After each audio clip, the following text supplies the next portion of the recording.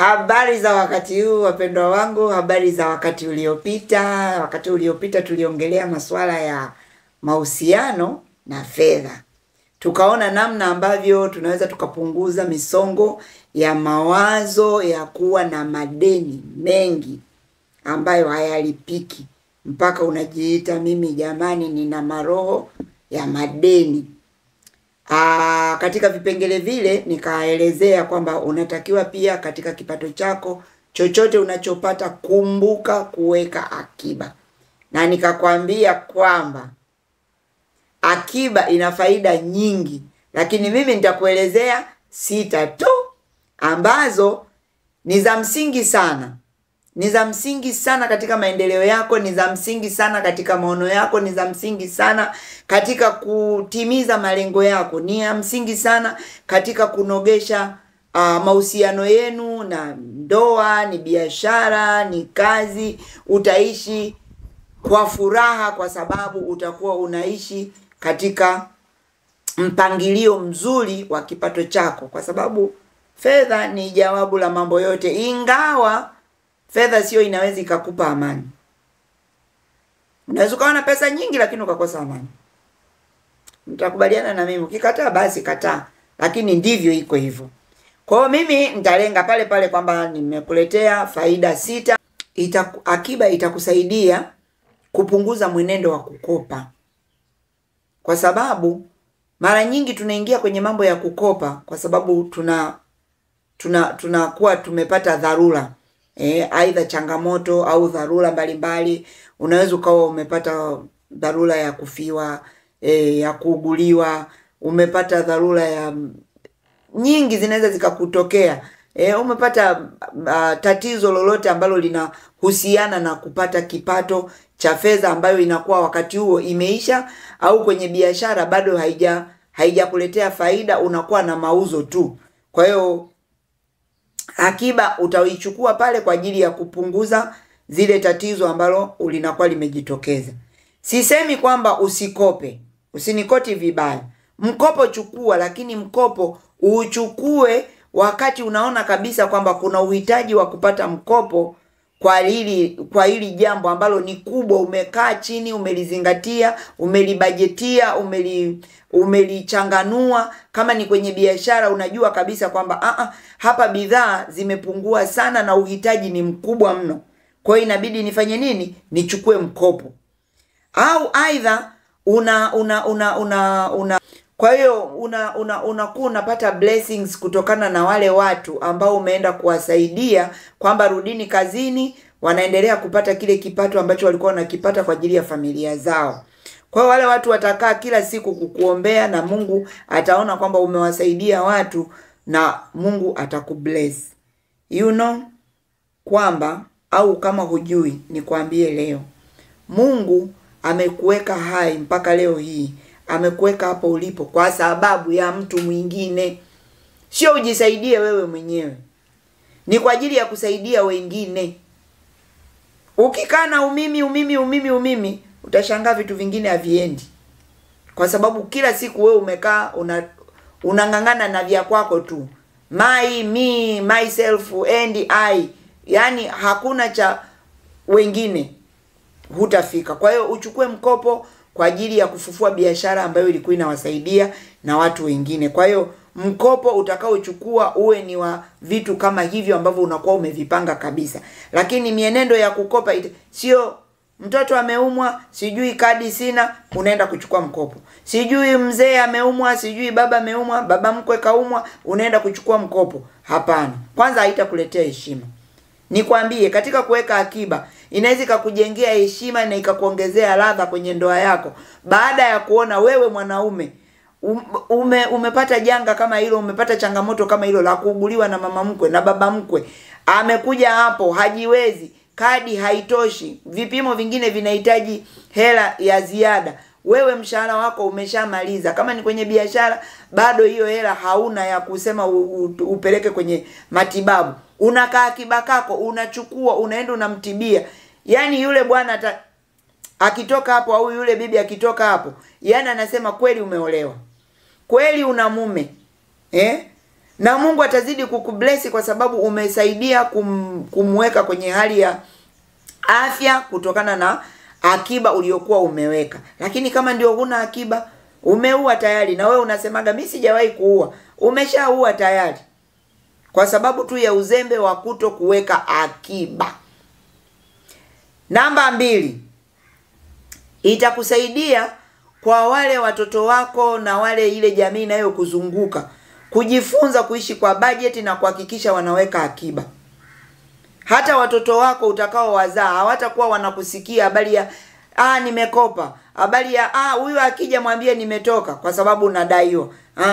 Watajifunza tabia njema ya kwamba tulikuwa tukiishi hatujawahi kusikia habari ya baba sijui ameenda kukopa kwa sababu tumeumwa, baba ameenda kukopa kwa sababu tunatakiwa kulipiwa hela shule, sijui vifaa vinatakiwa vya shule, sijui tunatakiwa kulipa ada.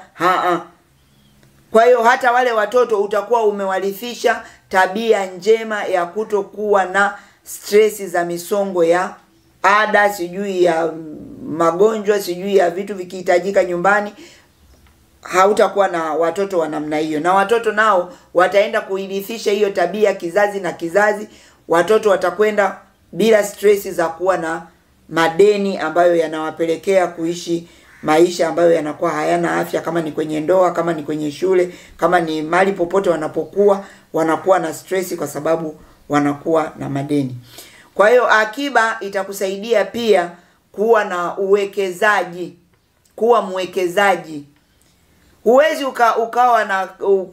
ukawa ni mwekezaji mzuri au mwekezaji wa sehemu ambazo unaweza ukapata faida au kwenye kampuni kama hujaanzia huku kwenye kuweka akiba. Kwa sababu akiba tumesema inatokana na mpangilio wako mzuri wa kupata pesa, ukaweka asilimia kidogo ya kuweka akiba, asilimia kidogo ya kupeleka kwa Mungu, asilimia kidogo kama unakumbuka kipindi kilichopita. Kiwango kingine ni cha matumizi ya lazima na mengine sio ya lazima. Yale kama hujayatumia kwenye matumizi yasiyo ya lazima ukapeleka kwenye akiba.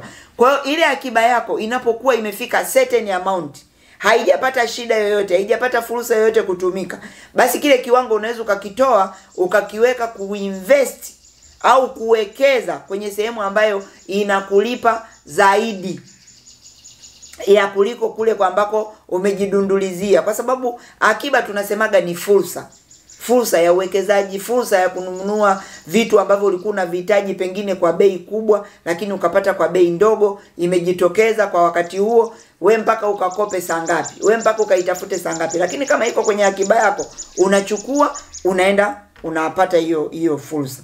Kwa hiyo itakuweza kukufanyisha kwamba wewe utakuwa na uwezo wa kuwekeza, aidha ni kwenye makampuni, kwenye mataasisi ambayo yanajitokeza kuwekeza kwa kuweza kupata faida kubwa. Kwa hiyo utakuwa na nafasi ya kuwa mwekezaji. Umenipata? Utakuwa mwekezaji. Kwa hiyo maisha yako yataenda vizuri kabisa. Kila mwezi unakuwa na kiwango ambacho unakipata kutoka kwenye pesa ambayo umewekeza. Lakini chanzo ni nini? Ni akiba. Ulikuwa unaweka kidogo kidogo, mwisho ukapata huge amount, ukaweza kuwekeza kwa faida kubwa. Yaani kama ni mfanyakazi, hata kama sio mfanyakazi, hata kama ni mfanya biashara, kuna kipindi ambacho utafika utakuwa na umri ambao utakuwa ni mzee. Sasa pensheni yako utaipataje? Kama hujaanza kuzoea kuweka akiba ukiwa na nguvu, hata wakati wa uzee wako itakuia ngumu. Utaanza kutafuta madeni wakati umeshazeeka. Nyumba umeweka hapo, umeijenga kwa shida, umeiwekeza hapo. Nyumba zako kama ni real estate umeziweka hapo, lakini sasa utaanza kuishia na roho ya madeni. Kama ulikuwa huna mpango wa kuweka akiba toka ukiwa kijana, utaanza kutafuta madeni wakati umekuwa mzee.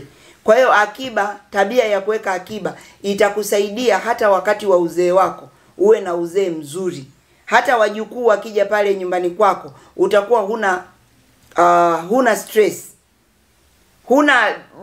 huna msongo wa mawazo, kwa sababu wewe unakuwa umestaafu vizuri, uko unazeeka vizuri, ulikuwa unaweka akiba, umeweza kuwekeza, unapata return nzuri kutoka kwenye uwekezaji. Maisha yako yanakuwa mazuri kiasi kwamba wewe hata wajukuu wakisema wanakuja kukutembelea, yani unakuwa kuna nani. Sio tena ifike mnaenda kwa bibi, mtoto anaanza kulia. Maana anajua maisha ya kwa bibi kule ni stress. Hapati vitu kama ambavyo anapata kwa wazazi wake. Ifike mahala watoto walilie kwa bibi. Sio kwa ajili ya kudekezwa. Kwa ajili tu ya maisha na mazingira ambayo yanakuwa yanapendeza kuishi kutokana na wewe ulikuwa ujana wako ulikuwa unaweka akiba, na kuweka akiba huko kumekufanya uweze kuwekeza, na katika kuwekeza kwako umekupelekea kuishi maisha ambayo ni bora. Lakini kingine faida ya 5, itakuondolea misongo ya mawazo kipindi cha kulipa ada. Akiba inakusaidia kwamba wewe umeweka akiba. Baada ya miezi 3, miezi 6 natakiwa kwenda kulipa ada. Unaenda tu kuchukua kwenye akiba yako. Unaenda kulipa ada. Umefanikiwa kuolewa au kuoa. Ile kamati haitakuwa na shida sana, kwa sababu kuna vitu vingine vidogo vidogo utavitoa kwenye akiba yako. Wewe tena kila kitu unataka kamati, kila kitu unataka sijui. Kamati inakwambia bwana huku hali sio nzuri. Mwisho inakupelekea unaingia kwenye madeni. Unaenda kukopa. Nikwambie mtoto wangu, hakuna afya kwenye ndoa yako kama utachukua pesa kwa ajili ya kufinance ndoa yako au sherehe ya ndoa yako.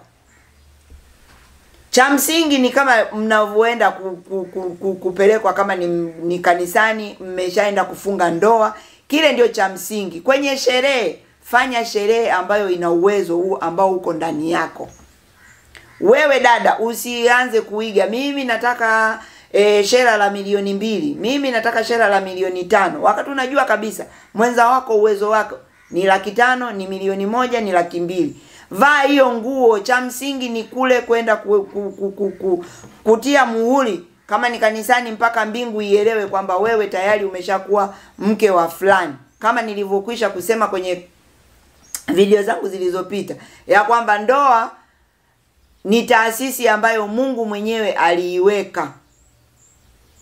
Kwa hiyo mnapoenda kufunga ndoa, yani Mungu kule anaenda na yeye kuweka saini kwamba wewe tayari umeshaingia kwenye hii taasisi, anaendelea kuwasaidia na kuwaonyesha njia ya kupita ili muweze kuwa na ndoa yenye afya.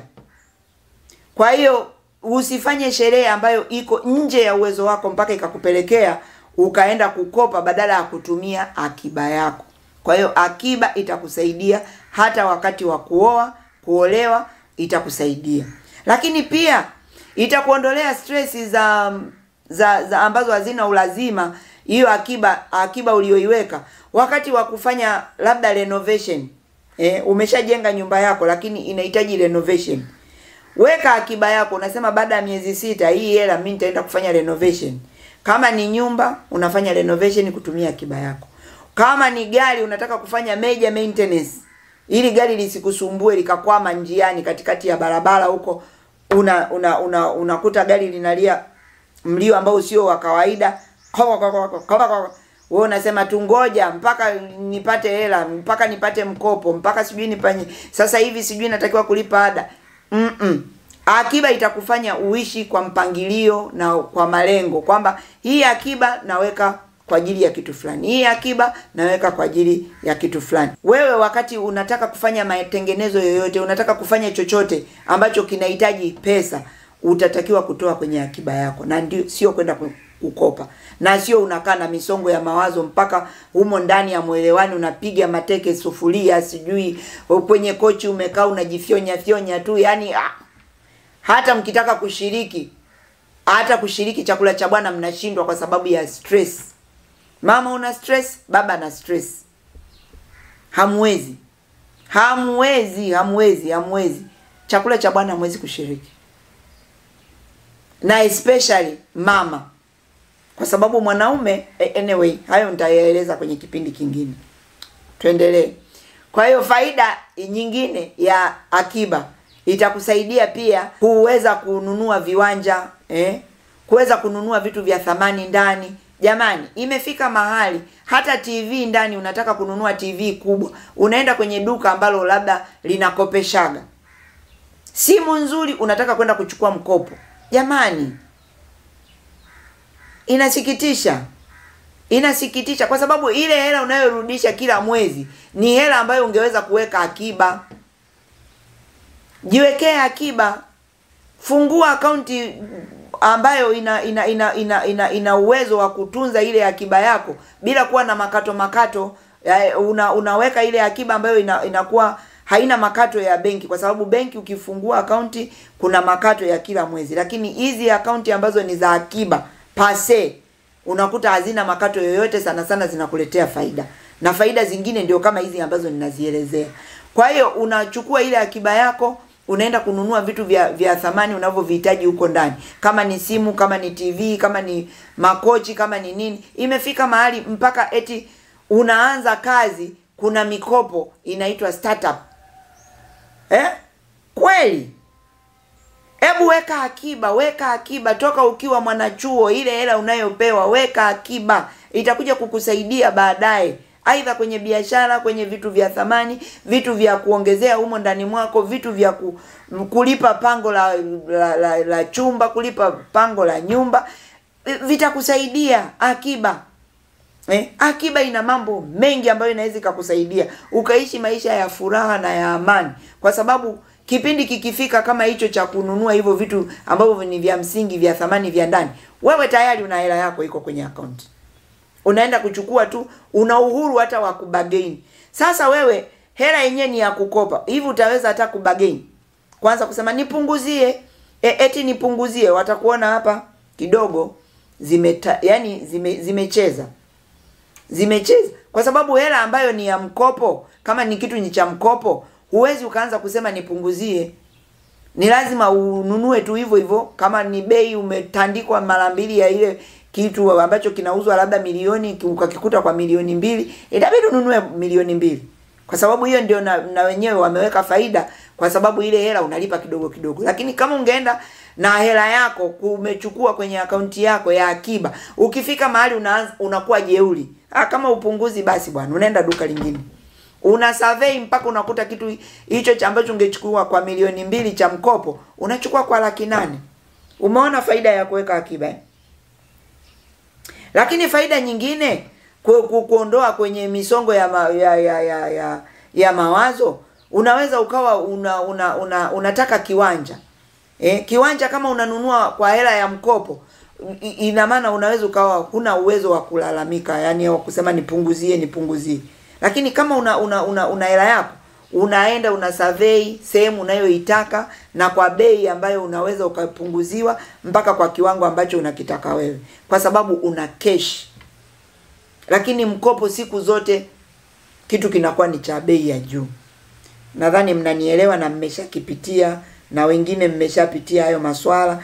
Kwa hiyo kwa maisha yanayosonga huko mbele, kwa wewe ambaye hujawahi kufanya hicho kitu, tafadhali anza kuweka akiba, ili akiba yako ikusaidie na ikuondolee misongo katika vipindi hivyo ambavyo nimevitaja: vipindi vya ada, vipindi vya kulipa pango la nyumba, pango la biashara, vipindi vya wakati wa ndoa, sijui unaoa, unaolewa, vipindi vya kununua viwanja, kujenga nyumba, kufanya renovation, kufanya maintenance za magari na nini na vitu kama hivyo. Misongo yote hiyo inakuwa uko free, huna hiyo misongo, kwa sababu unakuwa umeweka akiba. Na hiyo akiba itakusaidia pia kwa wale wafanyakazi. Hiyo ni faida ya 6. Kwa wale wafanyakazi itakuondolea kile kitendo kinachoitwaga cha kuchukua mshahara kabla ya wakati, inaitwa salary advance. Wewe unayeniangalia, wewe unayenisikiliza, kama ulikuwa hujawahi kufanya kazi na utakuja kufanya kazi katika siku za usoni, kuna kitu kinaitwa salary advance. Katika taasisi nyingi za binafsi na za serikali zinatoaga salary advance kwa mtu ambaye amekumbwa na changamoto katikati ya mwezi, kabla ya mwisho wa mwezi, basi anachukua nusu mshahara, anaenda kutimiza matatizo yake. Lakini kwa kuweka akiba itakuondolea hilo tatizo. Hilo tatizo likisha kuingia siku ya kwanza au mwezi wa kwanza, hutaweza kuiacha. Inakuwa kama uraibu, inakuwa kama addiction. Kama mshahara huo wa mwisho wa mwezi ulikuwa haukutoshi, sasa unapata nusu mshahara, unategemea utakutosha? Yaani hata ule mgawanyo wa kusema sijui 10%, sijui 10% ngapi, utakuwa umeshauvuruga. Umeuvuruga kabisa. Hautaweza kuja kukaa sawa. Labda mpaka tena uje upate elimu kama hii, uanze sasa kupunguza vitu ambavyo ulikuwa unavitumia, kama ni kwenye chakula, uanze kuminimize cost, kama ni kwenye nauli, sehemu ambayo ni ya kutembea kwa mguu, tembea kwa mguu, hautakufa. Kwanza utakuwa na afya nzuri. Lakini sasa hivi imekuwa ni ugonjwa. Yaani hapa na hapa boda. Hapa na hapa boda. Itakupunguzia. Kwa hiyo utapunguza gharama kwenye usafiri, kwenye simu. Yaani imekuwa ni ugonjwa. Kila siku lazima uweke internet. Hata kama wewe biashara yako haihusiani na internet, lazima uweke internet. Ambayo inakukosti gharama kubwa. Hebu jinyime kwanza kwa wiki, anza kwa siku 2, siku 3 uingie kwenye internet kama biashara yako haihusiani. Nimesema kama biashara yako haihusiani au kazi yako haihusiani na kutumia internet. Punguza matumizi ya internet. Yanakula sana hela. Sana. Kwa hiyo punguza hayo matumizi. Jianze kujiadjust mpaka urudi pale kwamba sitachukua tena nusu mshahara mpaka mwisho wa mwezi. Unafika unaanza kuchukua mshahara mzima, alafu anza kugawanya kama nilivyoelezea kule nyuma, ugawanye. Utafika na utanikumbuka na utanipa. Kwa leo naona tuishie hapo. Wakati mwingine usiache kusubscribe, usiache kucomment, kushare ili na mwenzako apate elimu hii na maarifa, ili waendelee kujifunza na kuwa na maisha bora katika ndoa zenu, katika mahusiano yenu, ili muweze kufika mahali ambapo mnatakiwa kufika, ambapo Mungu amewapangia mufike. Na wapenda sana. Wakati mwingine, bye bye.